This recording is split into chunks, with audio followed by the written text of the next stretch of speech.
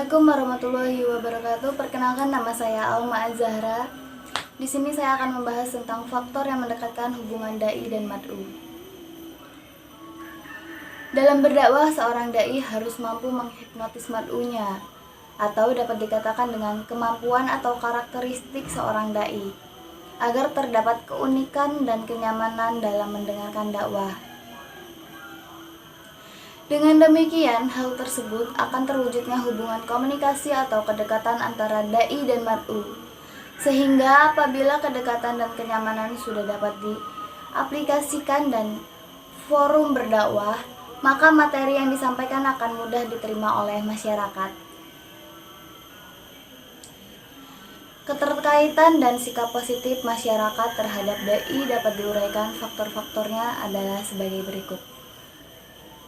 Yang pertama itu ada ketertarikan masyarakat kepada dai. Boleh jadi disebabkan karena adanya pesona dai, misalnya orangnya gagah, sikapnya lemah lembut dan halus budi, memiliki kemampuan membantu masyarakat dalam memecahkan problem sosial mereka, dan mampu memberikan harapan masa depan atau optimisme kepada masyarakat luas.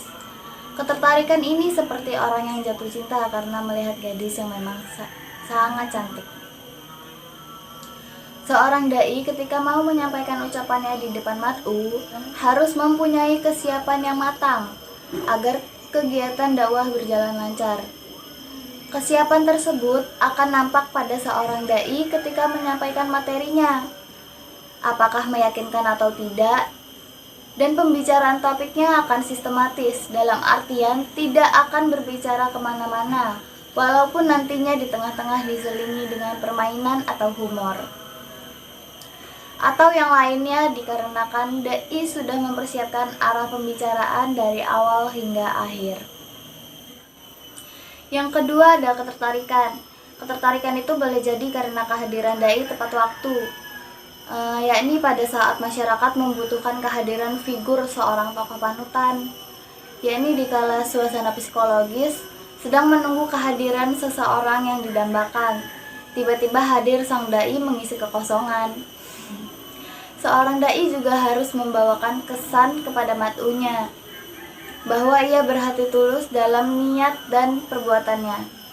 Dai harus hati-hati untuk menghindari kata-kata yang mengarah pada kecurigaan terhadap ketidaktulusan.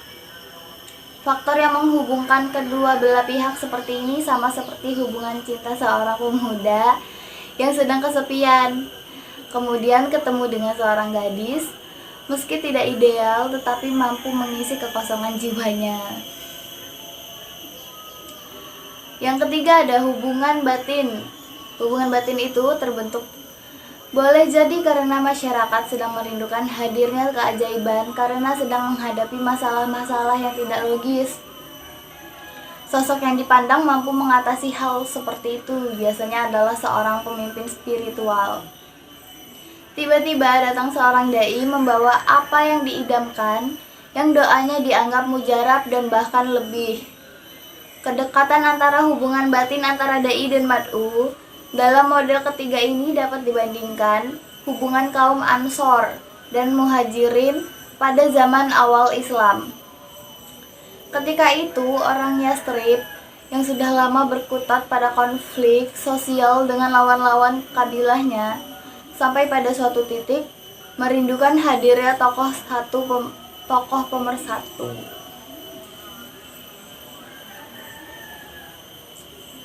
Apalagi dalam menghadapi kesombongan teologis orang Yahudi. Dalam kondisi psikologis demikian, mereka mendengar ada tokoh bernama Muhammad yang dilecehkan oleh orang Mekah. Maka setelah mereka berjumpa dan melihat keunggulan komparatif yang dimiliki oleh pribadi Muhammad, orang Yathrib ketika itu meminta Nabi untuk hijrah ke Madinah, dan beliau memberikan banyak kontribusi di Madinah. Sikap positif dan kesukaan atau ketertarikan orang kepada dai dipengaruhi oleh hal-hal sebagai berikut. Yang pertama itu adalah kesamaan karakteristik personal.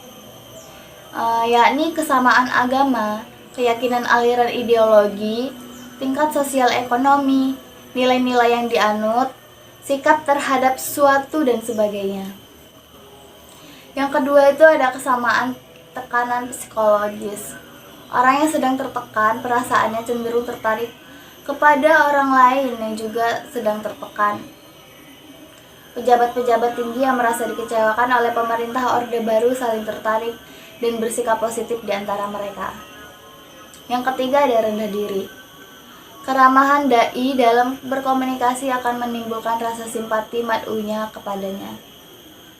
Keramahan tidak berarti kelemahan, tetapi pengekspresian sikap etis.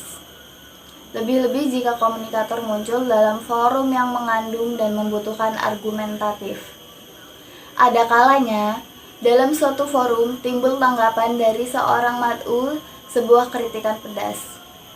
Maka dalam situasi seperti ini, sikap hormat komunikator dalam memberikan jawaban dengan tidak menggunakan nada yang tinggi dan meledak-ledak dikarenakan emosinya.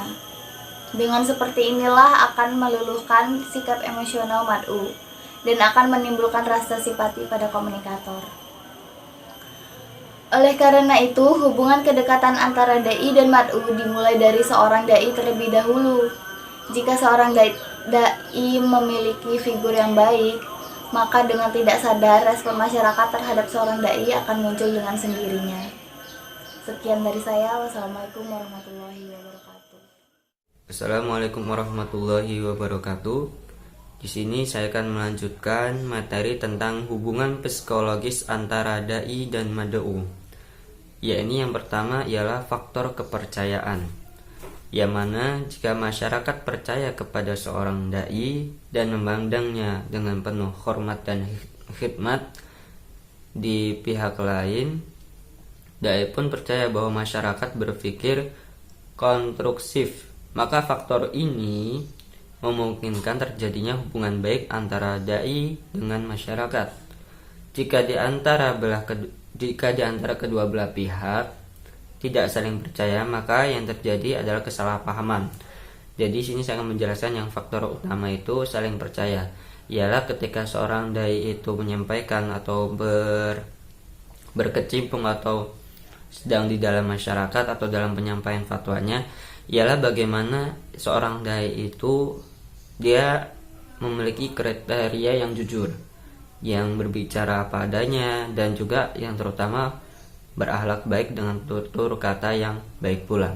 Dan yang selanjutnya ialah sikap saling membantu, yang definisinya ialah jika masyarakat merasa dibantu oleh kehadiran seorang dai tersebut dan dai pun merasa dibantu oleh masyarakat, menimbulkan timbal baliknya dalam berperspektif diri, beramal soleh, mengembangkan karir, maka hubungan baik mudah untuk terjadi. Sebaliknya jika kehadiran seorang dai itu dirasakan oleh masyarakat sebagai gangguan atau beban, atau dai itu merasa diperbudak oleh masyarakat, maka hubungan itu tidak akan terjadi. Yang dimaksud dengan saling membantu ialah ketika ada suatu hal yang dimana ada acara kemasyarakatan, baik itu yang secara formal atau non formal, dai itu bisa menyampaikan atau bisa hadir dalam istilah ya sebagai masyarakat. Dai juga ya sebagai manusia. Cuma bedanya dai dengan masyarakat ialah seorang dai itu menyampaikan suatu fatwa atau dakwahnya yang mengarahkan masyarakat yang tadinya tidak baik menjadi baik. Yang dimaksud ialah dengan sesuai dengan sunnah Nabi dan yang tertera dalam Al-Quran. Dan tak luput juga dari para dakwah-dakwahnya seorang ulama. Yang dimaksud juga saya contohkan salah satunya ialah Wali Songo. Para Wali Songo ketika dulu berdakwah, para beliau-beliau itu menyampaikan suatu dakwahnya dengan media yang pada saat itu masyarakat gandrungi, yakni seperti wayang, seperti gamelan, alat musik dan lain sebagainya. Begitu dakwah para wali-wali songo itu bisa ke masyarakat. Dan yang terakhir ialah sikap terbuka. yang definisinya ialah seorang dai jika memiliki sikap keterbukaan, yakni tahu betul apa yang telah dilakukan oleh masyarakatnya tentang dirinya, sehingga ia tidak perlu menutupi diri yang dengan topeng kepalsuan atau basa-basi. Serta tahu betul hal-hal tentang dirinya yang tidak perlu diketahui oleh masyarakat, sehingga ia tidak merasa perlu untuk memberitahukannya. Kemudian bertemu dengan para jamaah atau para masyarakat setempat dengan secara terbuka dan tidak basa-basi, tidak berpura-pura, maka hubungan kedua belah pihak akan menjadi baik. Akan tetapi jika kedua belah pihak saling menyimpan rahasia yang sebenarnya bukan rahasia, maka hubungan baik itu sulit terwujud. Yang dimaksud sikap keterbukaan itu ialah bagaimana ketika seorang dai itu menyampaikan atau sudah di masyarakat itu dia membawakan dirinya secara keterbukaan tanpa ada suatu hal yang tertutup, misalkan halal dan haramnya. Itu wajib bagi seorang dai juga menyampaikan kepada masyarakat hukum-hukum tentang halal haram dan lain sebagainya. Yang termasuk juga di masyarakat juga menimbulkan keterbukaan juga, dan tidak merasa bahwasanya itu tidak cocok untuk saya. Yang penting seorang dai itu menyampaikan sesuatu dan masyarakat menerimanya karena itu ialah suatu hal fatwa yang sudah dikemukakan oleh seorang dai melalui dalil-dalil dan hadis-hadisnya. Begitu dari saya, penyampaian dari saya. Mohon maaf bila ada kesalahan kata. Wassalamualaikum warahmatullahi wabarakatuh.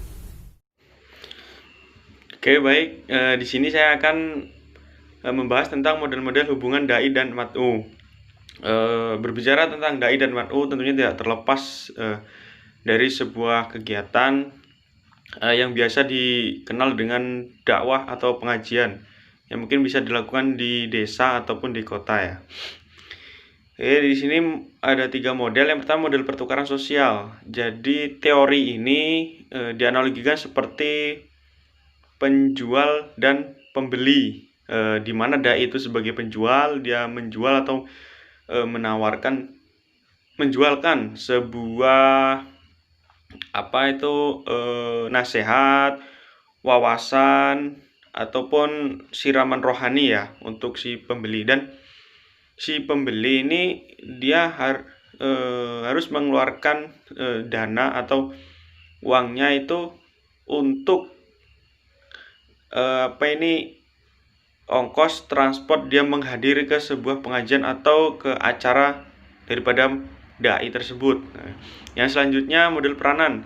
Jadi model peranan ini peranan bagi dai ya. Dai itu seharusnya dia itu memiliki sifat bijak, bukan sifat egois yang dikedepankan.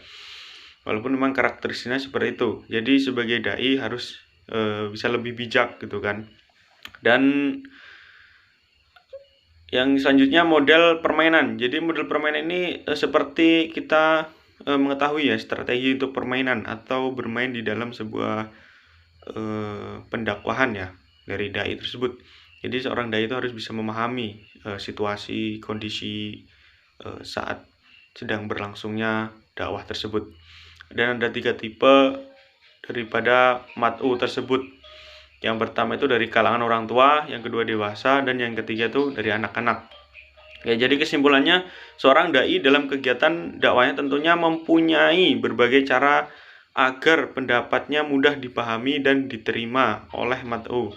Dengan mengetahui kondisi dan situasi di masyarakat, akan tetapi para dai harus memperkuatkan faktor-faktor yang dapat mendekatkan dai dengan mat'u agar dalam interaksinya terjadi kepercayaan di antara keduanya, sehingga dai menyampaikan dakwahnya sedangkan mat'u mudah untuk memahami dan menerima apa saja yang disampaikan daripada dai tersebut. Oke, itu saja yang bisa kami sampaikan. Apabila dari kelompok kami banyak kesalahan atau kekurangan, kami mohon maaf. Kepada Allah kami mohon ampun. Syahiri wallahul muwaffiq ila aqwamit thoriq. Wassalamualaikum warahmatullahi wabarakatuh.